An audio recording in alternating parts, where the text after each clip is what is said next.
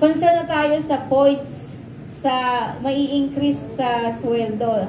Dapat po hindi yun dapat po yung yung impact mo as faculty doon sa university and community. Natawa ng tawa si Uy, Professor 3 ako 2011 pa, hindi ako muusad. 13 years na po ako Professor 3.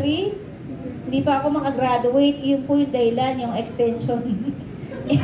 Kasi nga mahanap po siya ng partner. Everyday po kasi noon, umaalis ako 4 to 6 araw-araw. 46 p.m. hanggang 6 p.m. Ang kailangan mo talaga ng partner para kaubusan.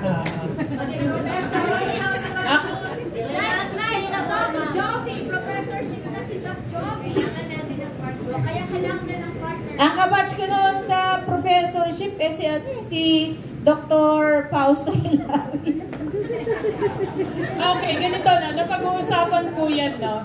Kanina may bumati sa akin, sabi, may nag-message sa akin ganito, sabi niya, pati sa extension, nandiyan ka. Sabi ganun sa akin. Sabi ko, oo, bakit? Sabi niya, Professor 6 ka na. Sabi ko, bakit naman, pag ba Professor 6 ka na, hinto ka na? Sabi ko nga, katulad ng tinanong ako sa board, anong purpose mo for conducting research? So I can set example to my younger colleagues. Diba? Uy, tago nyo na yung mic. Diba? Yun ang tanong I can set, kasi ganito, accreditor ako, hanap ng research, hanap ako ng hanap ng extension, kung ibalik sa akin, ikaw ma'am, may extension ka ba? Diba ma'am? Yun po yun. Ito, totoo po yung sinasabi nyo. Lagi nila sinasabi, ma'am, Professor 6 na, may research ka pa, nag-extension ka pa. Yes po, for as long as we are active in the academy, we have to do it. Di ma'am, ang dating po doon sa Professor 6 ka na, ibig sabihin, kaya ka lang nagtatrabaho para sa promotion, pero hindi yon. Dapat nga, gusto mong maging relevant kaya mo ginagawa yon. It's siya, to set example to the younger ones. Pero dapat din, isulit natin yung sweldo natin mula sa gobyerno. Okay na yun? Okay, ito po yung factors needed. Magandang tanghali po. Kami po kasi sa social sciences, lalo na po sa psychology, ang question lang po namin dun sa impact assessment, can we make po ba yung impact assessment na very unique po kasi yung sa amin? To give you an example Pwede po qualitative.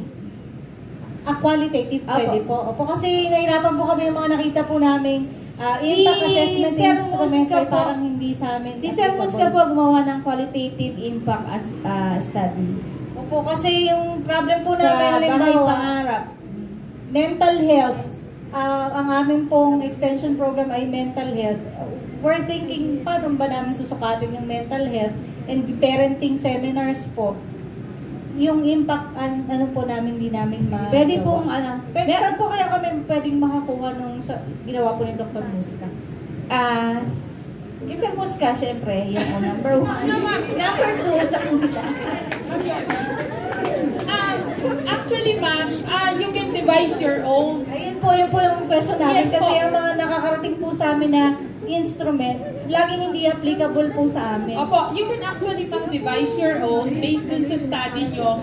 Just that your instrument na gagamitin nyo, could it be a interview schedule or interview guide, have it validated lang ng expert para lang makita natin kung nami-meet niya yung dapat sukatin dun sa assessment or rather dun sa extension na ginawa nyo.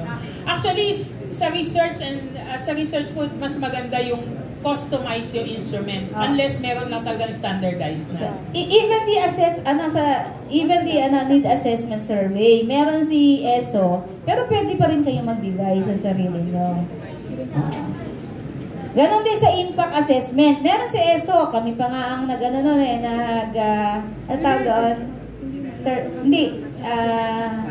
nag-validate doon Pero pwede pa rin kayong gumawa ng